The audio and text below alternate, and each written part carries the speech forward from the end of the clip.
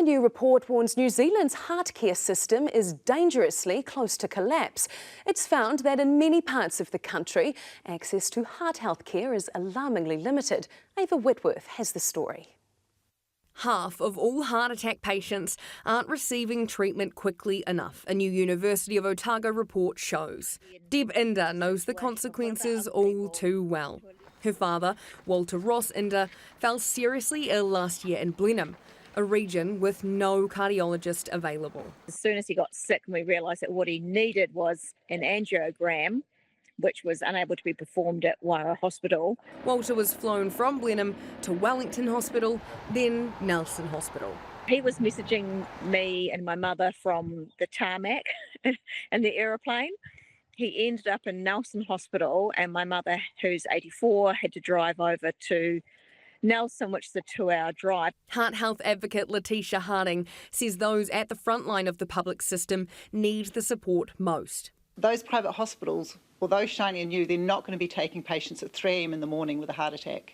And what does she think will happen if they don't get support? We will see further decline in those areas at risk in particular. So further decline in patients getting timely angiograms when they've had a heart attack. And ultimately, we'll be seeing patient deaths increase. The regions with the highest death rates are Lakes in central North Island, Tairāwhiti, Wanganui and Taranaki.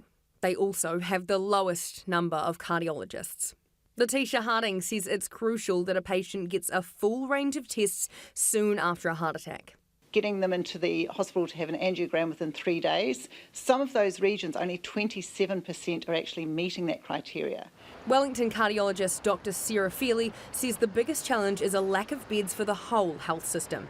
So what happens when the hospitals do get the beds they need? And what we need is specific numbers of allocated beds that are protected for our patients. New Zealand only has 183 cardiologists, roughly a third of what's needed. But when pressed on how many new cardiologists are needed or when shortages might be filled, Health Minister Simeon Brown didn't provide a specific number or timeline. I think the health workforce plan identifies this as being a priority area. It's going to require concerted effort. That's why the Cardiac National Clinical Network's been established to identify those issues and address it.